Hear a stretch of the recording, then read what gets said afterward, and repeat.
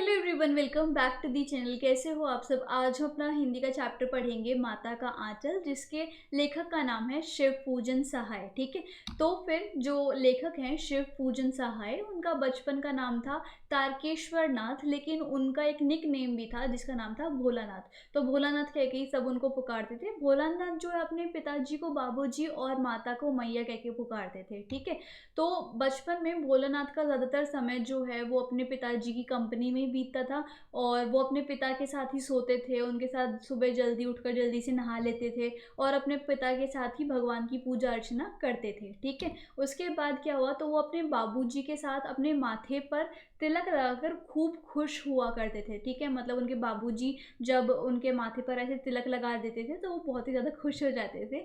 और जब भी भोलानाथ के पिताजी रामायण का पाठ पढ़ते, जैसे मान लो साइड में पिताजी और साइड यहाँ पर भोलानाथ है, तो जब भी पिताजी जो है वो रामायण का पाठ पढ़ते थे तो ऐसे वो मिरर में ना अपना चेहरा ऐसे देखते रहते थे, और वो खुश होते रहते थे अपने चेहरे की रिफ्लेक्शन को मिरर में देखकर। जैसे ही उनके पिताजी उनको देख लेते थे तो वो मुस्कुरा लेते थे। ठीक है, तो उसके बाद जैसे ही उनके बाबूजी की नज़र उन पर पड़ती तो थोड़ा सा शर्माकर, थोड़ा सा मुस्कुराकर आईने को नीचे रख देते थे, और इसी बात पर उनके पिताजी जो है वो खुश हो जाते थे, मुस्कुरा उठते थे। ठीक है, फिर क्या होता था, पूजा अर्चना करने के बाद भोलानाथ क्या है, राम राम की जो छोटी छोटी पर्चियाँ होती है ना जिस पे राम और राम लिखा रहता है, तो उन पर्चियों में छोटी छोटी आटे की गोलियां डाल के और अपने बाबूजी के ऐसे कंधों पे बैठ के गंगा जी के पास जाते थे, और वहाँ किनारे पर आटे की गोलियां मछलियों को खिला देते थे। राइट, और उसके बाद वो अपने बाबूजी के साथ घर आकर खाना खाते थे।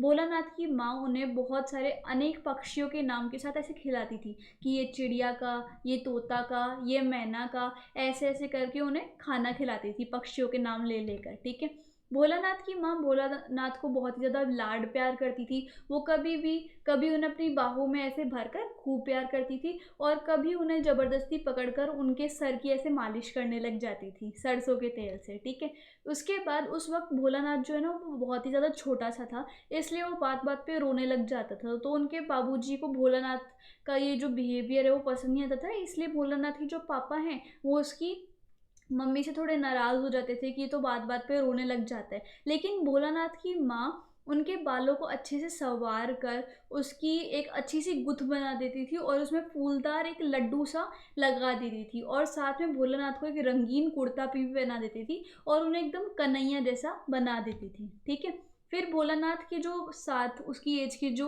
दोस्त थे वो खूब मौज मस्ती और तमाशे करते रहते थे, और इन तमाशों में तरह तरीके के नाटक जो होते थे ना वो भी शामिल थे।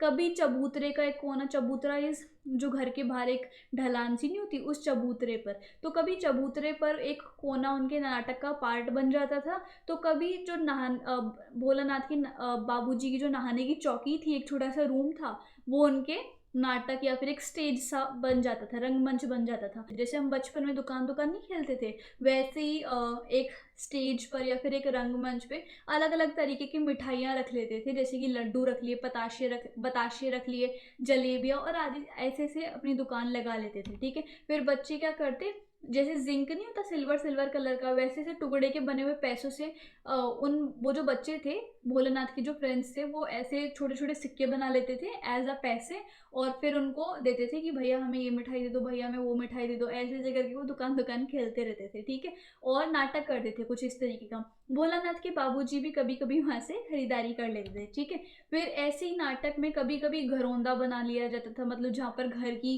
चीज़ें मिलती हैं। ठीक है, जिसमें घर की पूरी सामग्री रखी हुई नजर आती थी। तो कभी कभी बच्चे जो है वो बारात का जुलूस भी निकाल लेते थे कि किसी की बारात जा रही है, इस तरीके से वो नाटक नाटक खेलते थे, जिसमें तंबूरा और शहनाई भी बजाई जाती थी। एक तंबूरा सा और शहनाई तो आपने सुनी है ना, तो वो भी थी उस बारात में। दुल्हन को भी विदा कर लिया जाता था, इतना अच्छा नाटक वो खेलते थे। कभी कभी बाबूजी दुल्हन का जो घूंघट है वो उठाकर देख लेते थे, तो सब बच्चे वहां से हंसकर भाग जाते थे। ओके, उसके बाद बाबूजी भी बच्चों के साथ खेलों में भाग ले लिया करते थे। जो बच्चे थे उसमें बाबूजी भी बच्चे बनकर खेलने लग जाते थे। बाबूजी बच्चों के साथ कुश्ती में जानबूझकर हार जाते थे ताकि बच्चों को बहुत ही ज़्यादा अच्छा लगे, ठीक है।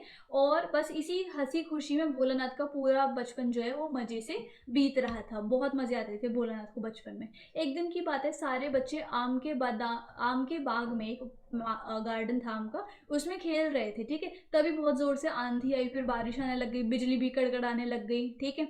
और उसके बाद बारिश बंद हुई तो बाग में आसपास बिच्छू निकल आए और सारे बच्चे डर कर भागने लगे, क्योंकि बिच्छू से तो सब डरते हैं ना कि काट लेंगे, इसलिए। फिर संयोगवश, मतलब कोइंसिडेंटली, रास्ते में उन्हें एक मूसन तिवारी मिल गए।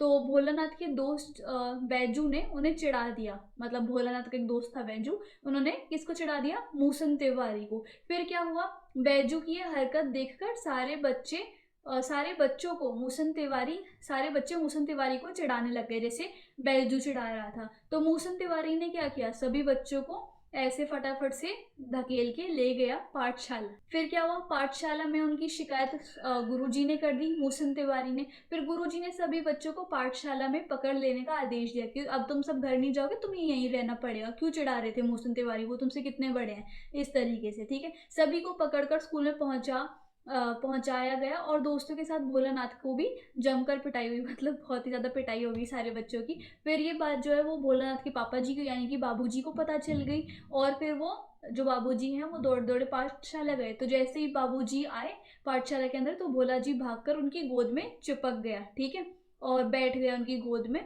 और ऐसे रोते रोते बाबूजी का जो कंधा था वो पूरा भिगो दिया आंसुओं से। और गुरुजी से मान मिनती करके बाबूजी भोलानाथ को घर ले आए कि जी आज के बाद ऐसा नहीं करेगा, इस तरीके से।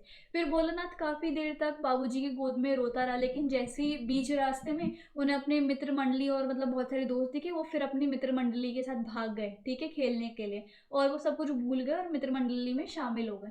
फिर मित्र मंडली उस समय चिड़ियों को पकड़ने की कोशिश कर रही थी, राइट।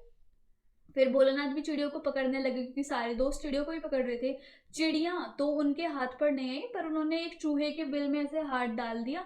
मतलब चूहे के बिल में पानी डालना शुरू कर दिया, और बिल में से चूहा तो नहीं निकला, लेकिन एक सांप निकल गया। सांप को देखते ही सारे बच्चे जो है वो वहां से भागने लग गए। भोलानाथ भी डर के मारे भागने लग गया और गिरते पड़ते जैसे तैसे घर पहुंचे।